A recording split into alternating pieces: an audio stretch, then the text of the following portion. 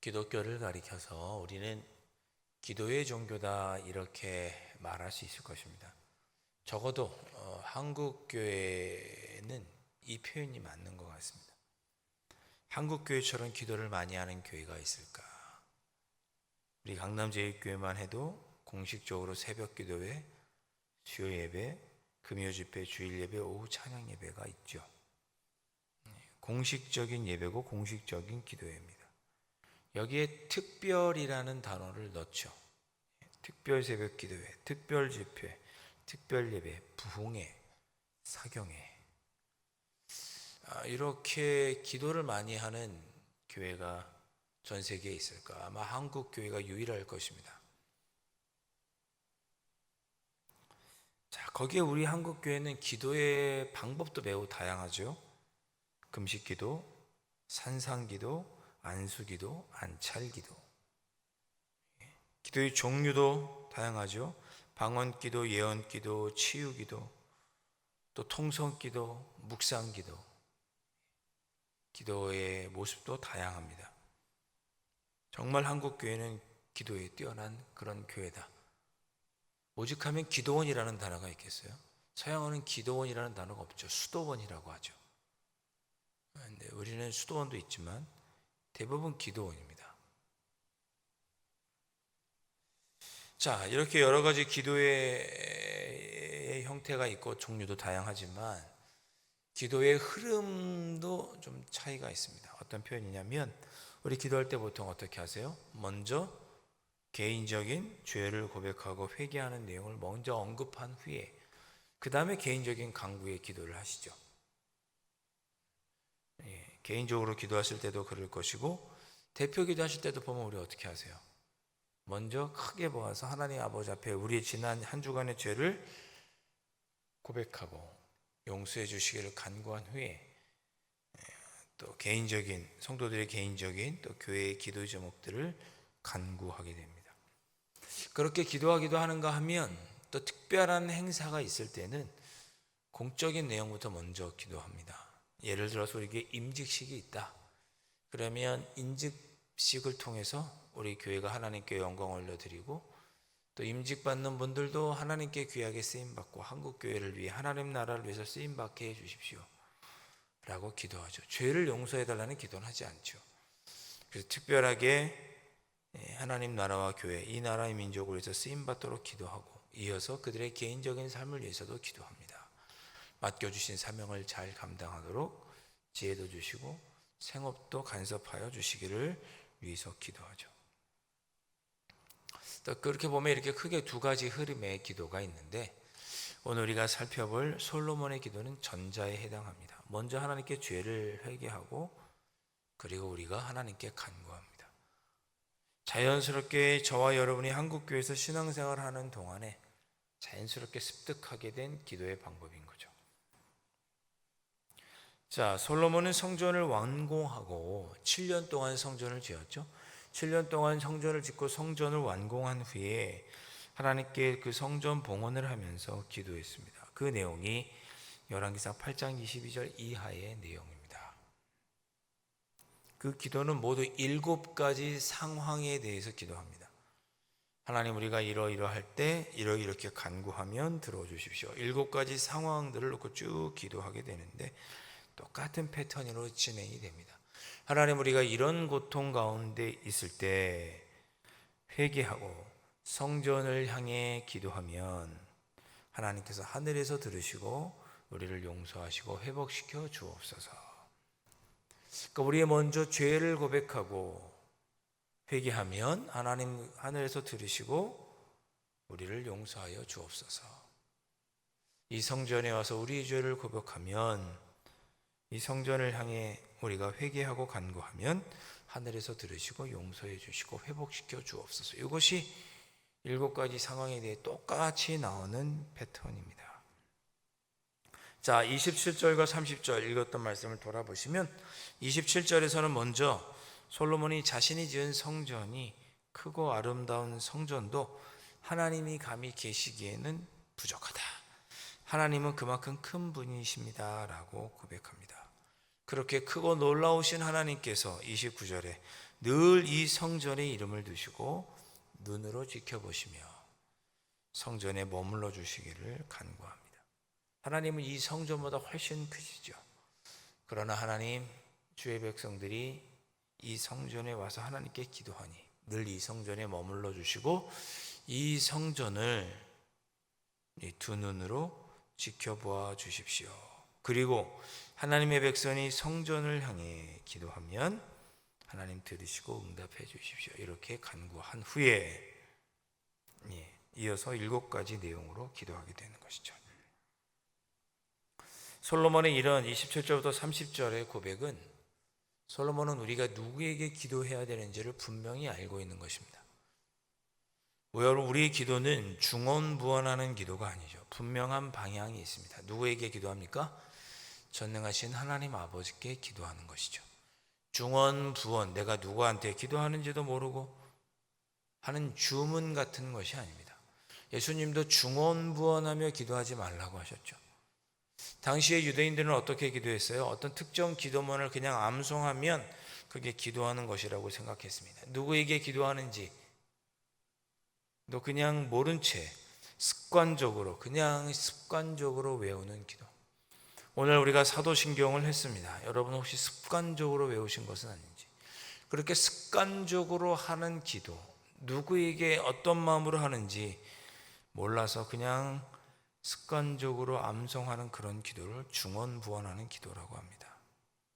누구에게 기도하는지도 몰라서 공중에서 사라져버리는 그런 기도죠. 그런데 솔로몬은 이 성전에서 전능하신 하나님, 우리의 기도를 들으시고 응답하신 하나님께 우리가 기도하면 기도의 방향이 정확한 거죠. 그 하나님께 기도하면 하나님께서 들으시고 우리에게 응답하시고 회복시켜 주십니다. 그렇게 기도하고 있는 것입니다. 여러분, 저와 여러분의 기도는 옹알이도 아니고 주문도 아니고 스스로에게 거는 최면도 아닙니다.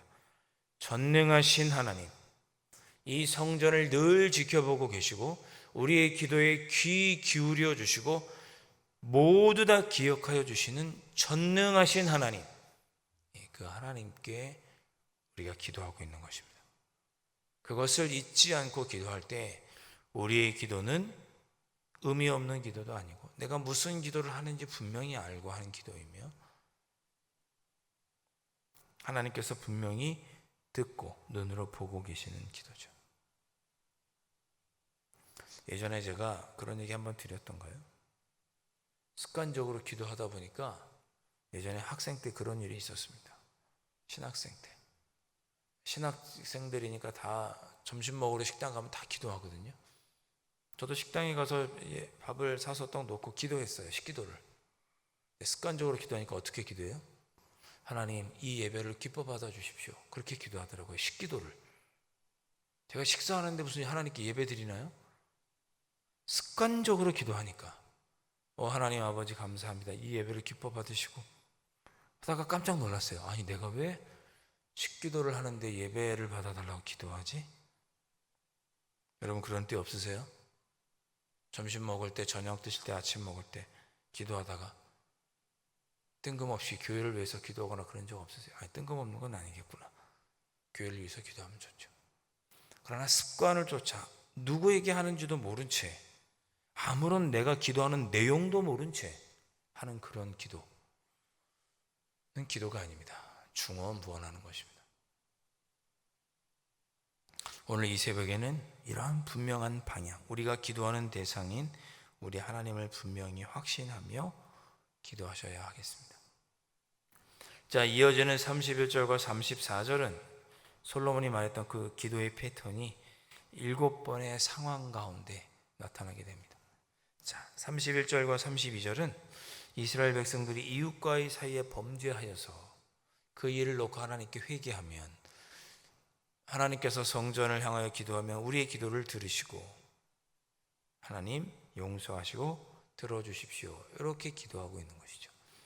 31절은 무슨 내용입니까? 어떤 사람이 실수로 이웃에게 죄를 지었습니다. 예를 들면 이런 것입니다.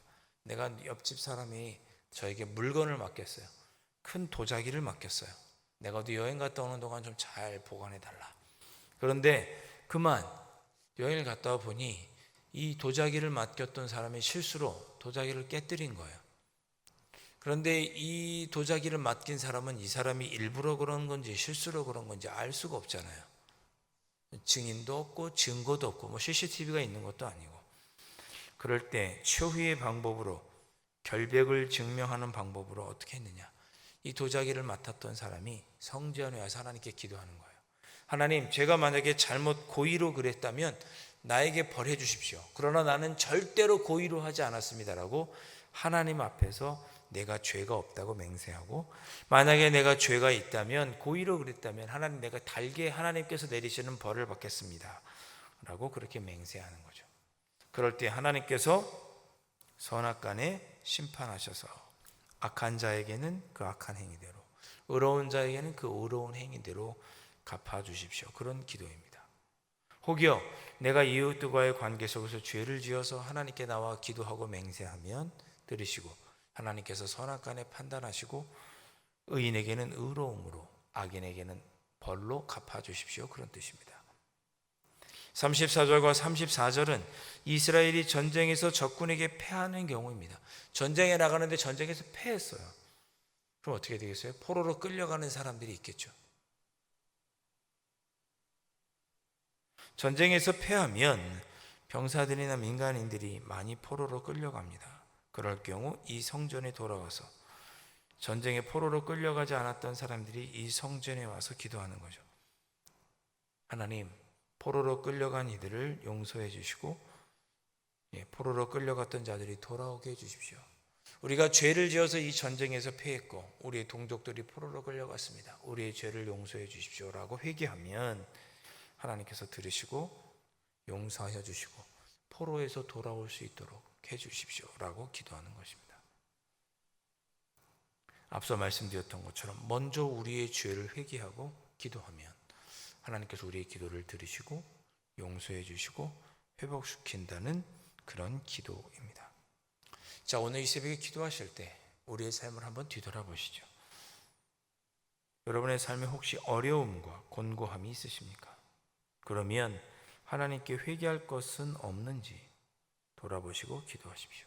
그리고 당당하게 회개하신 후에 아주 당당하게, 하나님, 제가 회개하였으니, 이 성전에서 회개하였으니 이제는 나의 기도를 들으시고 치유하시고 회복하시고 구원하여 주십시오.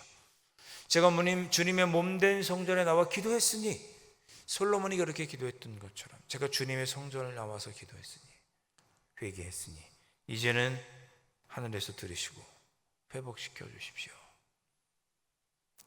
우리의 기도를 들으시는 전능하신 하나님께 분명한 방향성을 갖고 기도하시고, 그럴 때 하나님께서 우리의 기도에 30배, 60배, 100배의 열매로 갚아주실 줄로 믿습니다.